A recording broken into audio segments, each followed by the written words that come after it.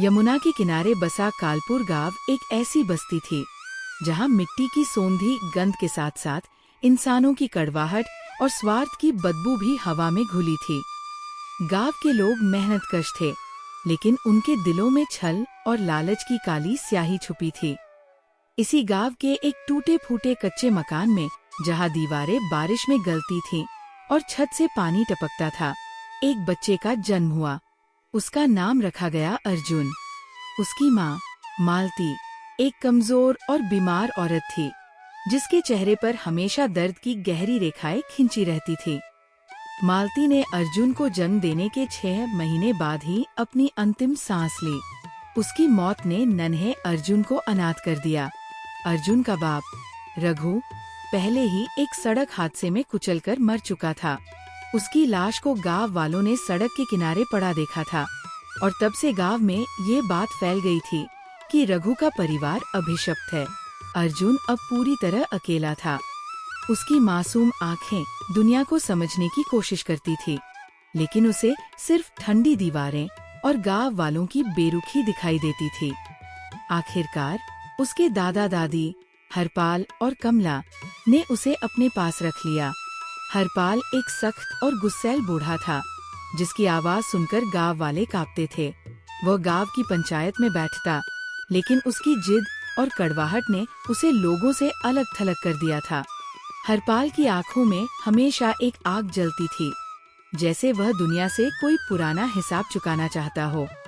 कमला उसकी पत्नी एक कटु स्वभाव वाली औरत थी, जो दिन रात भगवान की मूर्तियों के सामने बैठकर मंत्र जपती, लेकिन उसकी पूजा का असर उसके व्यवहार में कभी नहीं दिखता था।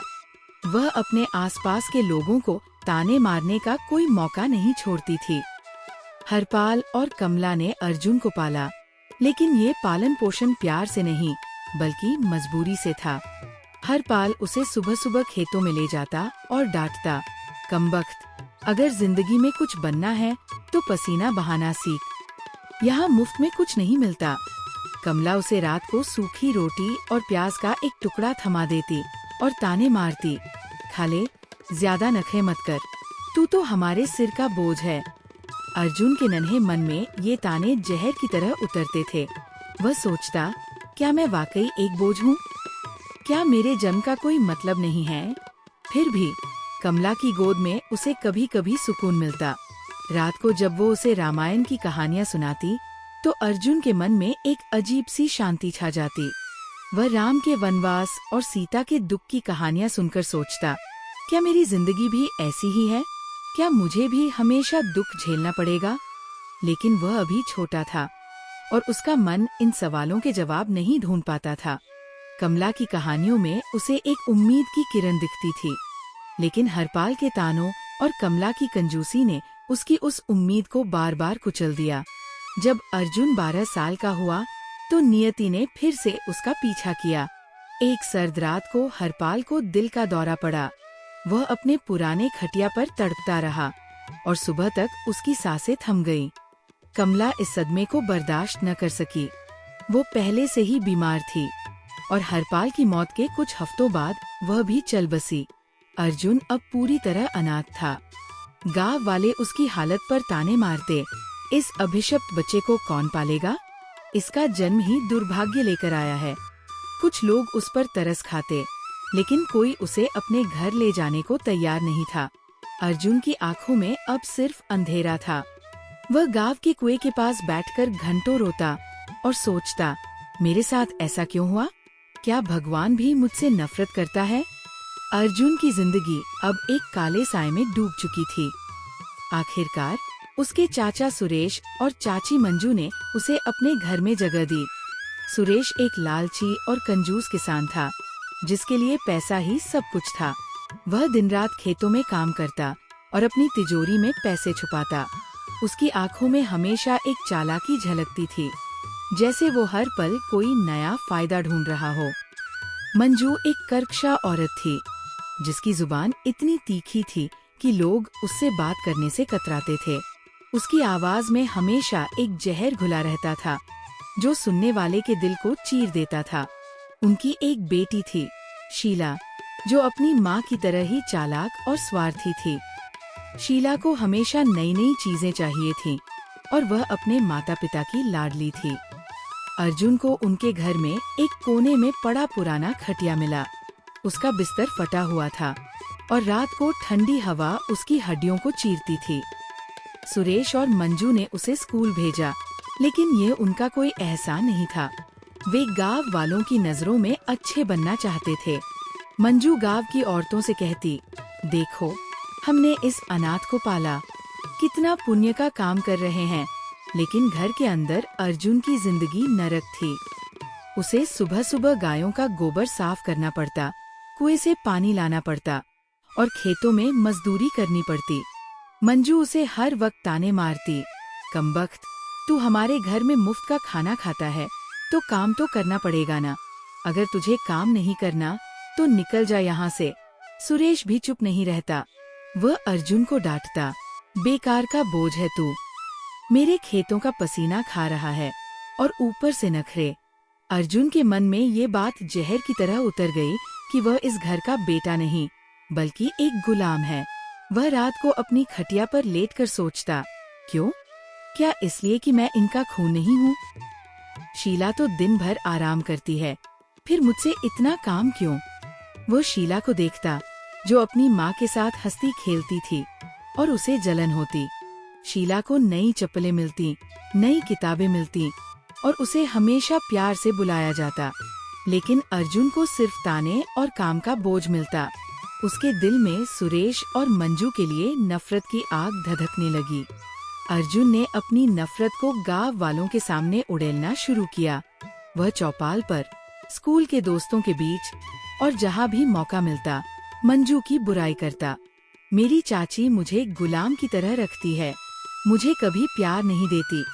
ये लोग मुझे सिर्फ इसलिए पाल रहे हैं ताकि गांव वाले उनकी वाहवाही करें।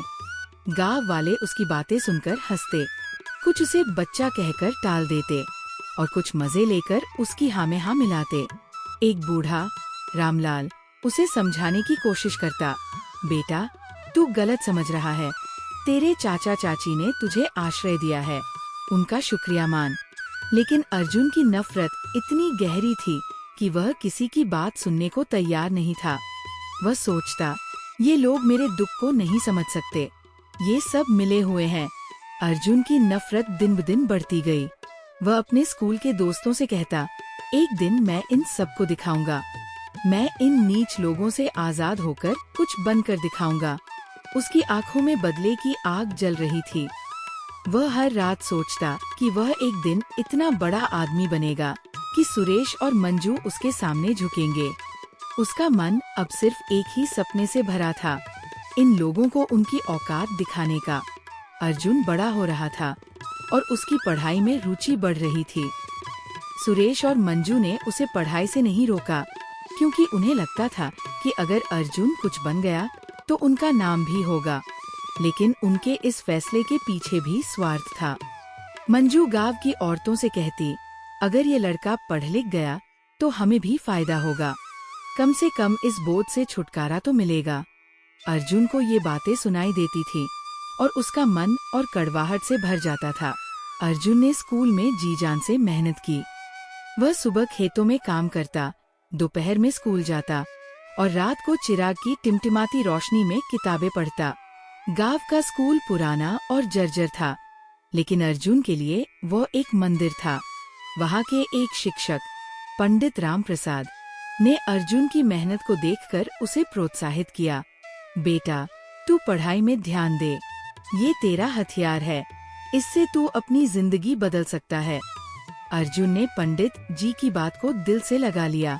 वह सोचता, मुझे इन सब से ऊपर उठना है, मुझे इन नीच लोगों को दिखाना है कि मैं क्या हूँ। अर्जुन की मेहनत रंग लाई। उसने 12वीं कक्षा में अच्छे नंबरों से पास की।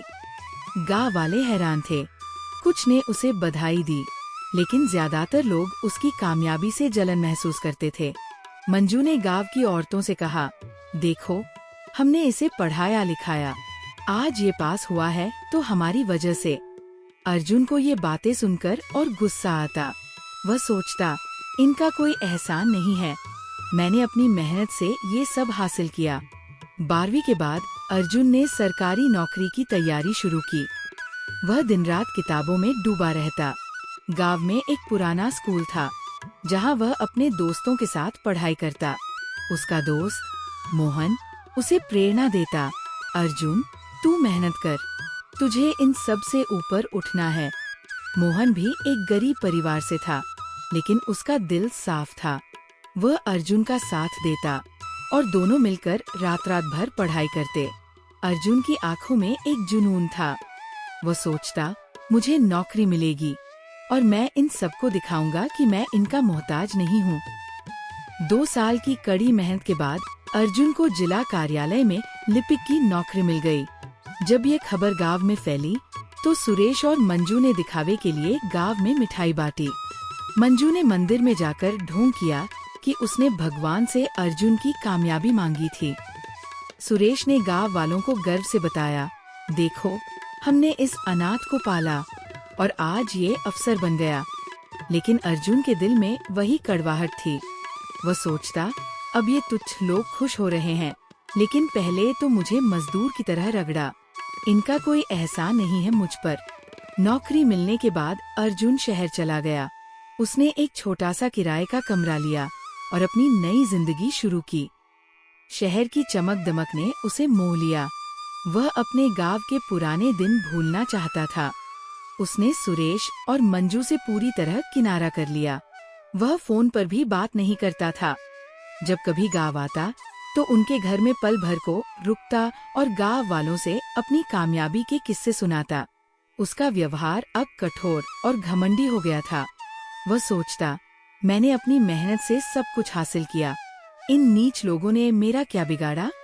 अर्जुन का घमंड गांव में चर्चा का विषय बन गया। कुछ लोग उसकी कामयाबी की तारीफ करते, लेकिन ज्यादातर लोग उसकी अकड़ से नाराज थे। रामलाल, जो पहले उसे समझाने की कोशिश करता था, अब चुप रहता। वो सिर्फ इतना कहता, बेटा, घमंड इंसान को ले डूबता है, अभी वक्त है, सुधर जा। लेकिन अर्जुन की आंखों पर बदले की आग का पर्दा था। वह सोचता, ये लोग मेरे लायक नहीं हैं, इनकी औकात क्या है। इसी बीच एक दारुण घटना हुई। मंजू की बेटी शीला, जो अब शादीशुदा थी, प्रसव के दौरान जटिलताओं के कारण मर गई। उसकी मौत ने पूरे गांव को हिला दिया। सुरेश और मंजू टूट गए। मंजू दिन रात रोती और सुरेश चुपचाप खेतों में बैठा रहता। जब अर्जुन को ये खबर मिली, उसके मन में एक शातिर खुशी दौड़ी। वह गांव वालों से कहने लगा, देखो, मेरे साथ जो गंदगी की थी, उसका फल मिला। ये भगवान का इंसाफ है। उसकी बातें सुनकर कुछ लोग चुप रहे, लेकिन कुछ ने उसे टोका, अर्जुन, ऐसी बातें मत कर, ये तेरे अपने हैं। लेकिन अर्जुन का घमंड अपने चरम पर था। वह सोचता, इन लोगों ने मेरे साथ जो किया, ये उसकी सजा है। अर्जुन की कड़वाहट अब उसके व्यक्तित्व का हिस्सा बन चुकी थी। वो शहर में अपने सहकर्मियों से भी घमंडी व्यवहार करने लगा। वह अपने ऑफिस में दूसरों को नीचा दिखाता और अपने गांव की कहानी को बढ़ा चढ़ाकर सुनाता। वह कहता, मैंने अनाथ होने के बावजूद सब कुछ हासिल किया। मेरे चाचा चाची ने मुझे सिर्फ गुलाम बनाया, लेकिन मैंने अपनी मेहनत से उनकी औकात दिखा दी। उसके सहकर्मी उसकी बातें सुनकर चुप रहते, लेकिन उनके मन में अर्जुन के लिए सम्मान कम हो रहा था। शहर में रहते हुए अर्जुन की मुलाकात एक लड़की, रीमा, से हुई। रीमा एक चालाक और दिखावटी औरत थी, जो अपनी सुंदरता और बनावटी मासूमियत से मर्दों को फंसाने में माहिर थी। उसकी आंखों में एक चमक थी, जो लालच और धोखे की कहानी कहती थी। रीमा ने अर्जुन की नौकरी और पैसे को भांप लिया। वह हमेशा सच संवर कर उसके सामने आती, उसे अपनी बातों में उलझाती। वह कहती, अर्जुन, तुम जैसे मेहनती और कामयाब इंसान को तो कोई रानी ही चाहिए। अर्जुन, जो कभी प्यार की गर्मी से वंचित रहा था, रीमा के जाल में फंस गया। वह सोचता, ये लड़की मेरे लिए बनी है, इतनी खूबसूरत और समझदार। मेरे जैसा इंसान ही इसका हकदार है। रीमा ने धीरे धीरे अर्जुन को अपने प्रेम के जाल में फंसाया। वह उसे अपने सपनों की बातें सुनाती, और अर्जुन उसकी हर बात पर यकीन करता।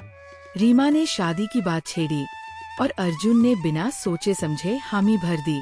उसने गर्व से गांव वालों को बताया, मुझे ऐसी खूबसूरत और समझदार बीवी मिली है जो मेरे कद की शान है। शादी के बाद कुछ महीने सब ठीक रहा।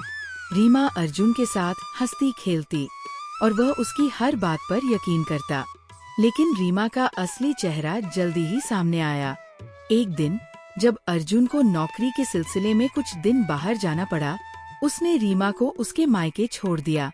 वह सोचता था कि रीमा उसका इंतजार करेगी, लेकिन जब वो लौटा तो उसे पता चला कि रीमा किसी और मर्द के साथ भाग गई थी। उसने अर्जुन के बैंक खाते से दहेज के नाम पर एक मोटी रकम भी उड़ा ली थी। अर्जुन का संसार लुट गया। उसका पैसा, उसका प्यार और उसका आत्मसम्मान सब चूर चूर हो गया। वह अपने किराए के कमरे में अकेला बैठा रहता और उसकी आंखों से आंसू नहीं बल्कि गुस्सा और पछतावा टपकता। अर्जुन ने रीमा को ढूंढने की कोशिश की, लेकिन वो गायब थी। उसके मायके वालों ने भी कोई जवाब नहीं दिया। अर्जुन को एहसास हुआ कि वह एक चालाक औरत के जाल में फंस गया था। उसके पास अब कोई नहीं था जो उसे इस काले दौर में रास्ता दिखाए। गांव वालों से उसने दूरी बना ली थी और सुरेश मंजू से तो वो पहले ही रिश्ता तोड़ चुका था। वह अपने ऑफिस में भी अकेला पड़ गया था, क्योंकि उसके घमंडी व्यवहार ने उसे सबके सामने नीचा दिखा दिया था। एक रात जब अर्जुन अपने किराए के कमरे में अकेला बैठा था, उसे अचानक सुरेश और मंजू की याद आई। उसे याद आया कि कैसे मंजू उसे सुबह खाना देती थी, भले ही ताने मारकर। उसे याद आया कि कैसे सुरेश ने उसे स्कूल भेजने के लिए अपने खेतों की कमाई खर्च की थी। उसे एहसास हुआ कि माँ बाप भी अपने बच्चों से काम करवाते हैं, लेकिन वह अपनी गलतफहमी में ये मान बैठा था कि सुरेश और मंजू उसे बेटा नहीं मानते। उसने गांव वालों के सामने उनकी बुराई की, उनकी इज्जत को मिट्टी में मिलाया और आज वो अकेला था। अर्जुन ने सोचा, अगर मैंने उनकी बुराई न की होती, अगर मैंने उनके प्यार को समझा होता, तो शायद आज मेरे पास कोई होता जो मुझे इस नरक से निकालता। ये कर्म का काला साया है। मैंने जो बोया वही काट रहा हूँ। उसका मन पछतावे के जहर से भर गया। वह रात भर सो न सका। उसे अपनी माँ, अपने दादा दादी और उन सभी लोगों की याद आई जिन्होंने कभी उसका साथ दिया था। उसे रामलाल की बातें याद आईं, जो उसे समझाने की कोशिश करता था। उसे मोहन की दोस्ती याद आई, जो उसने अपनी अकड़ में खो दी थी। अर्जुन ने फैसला किया कि वह अपने घमंड को जला देगा। वह गांव लौटा और सुरेश मंजू के घर गया। वह उनके पैरों में गिरकर रोने लगा। चाचा, चाची, मैंने आपके साथ गंदा सलूक किया। मैंने आपके प्यार को नहीं देखा। मुझे माफ कर दो। मंजू की आंखों में आंसू थे। वह भी शीला की मौत के गम से टूटी हुई थी। उसने अर्जुन को गले लगाया और कहा, बेटा, तू हमारा ही था। हमने कभी तुझे पराया नहीं माना। सुरेश ने चुपचाप अर्जुन का सिर सहलाया, से माफी मांगी और उनके बीच फिर से इज्जत कमाने की कोशिश शुरू की। उसने गांव के बच्चों को मुफ्त में पढ़ाना शुरू किया, ताकि कोई और बच्चा उसकी तरह अनाथ और अकेला न रहे। वह हर रविवार को मंदिर जाता और भगवान से अपने कर्मों की माफी मांगता। अर्जुन की जिंदगी अब एक मिसाल बन गई थी। गांव वाले उसे अब उसकी कामयाबी के लिए नहीं, बल्कि उसके बदलाव के लिए सम्मान देते थे। रामलाल ने एक दिन उसे गले लगाकर कहा, बेटा, तूने जिंदगी की सबसे बड़ी जंग जीत ली। तूने अपने घमंड को हराया। अर्जुन ने मुस्कुराकर कहा, बाबा, मैंने सीख लिया कि कर्म का साया कभी नहीं छोड़ता। जो हम बोते हैं वही काटते हैं। अर्जुन की कहानी गांव-गांव में फैल गई। लोग उसे एक ऐसे इंसान के रूप में याद करते जो नरक से निकलकर स्वर्ग की राह पर चला। उसने अपनी मेहनत, अपने पछतावे और अपने बदलाव से ये साबित कर दिया कि इंसान अपने कर्मों से अपनी तकदीर बदल सकता है। अगर आपको ये कहानी पसंद आई हो तो चैनल को लाइक करें, शेयर करें और अपनी राय हमें कमेंट में जरूर बताएं। क्या आपके आसपास भी ऐसे लोग हैं? हमें जानकर अच्छा लगेगा। कमेंट करना न भूलें। आपकी हर प्रतिक्रिया हमारे लिए बहुत खास है। जुड़े रहिए ऐसी ही दिल को छू लेने वाली कहानियों के लिए।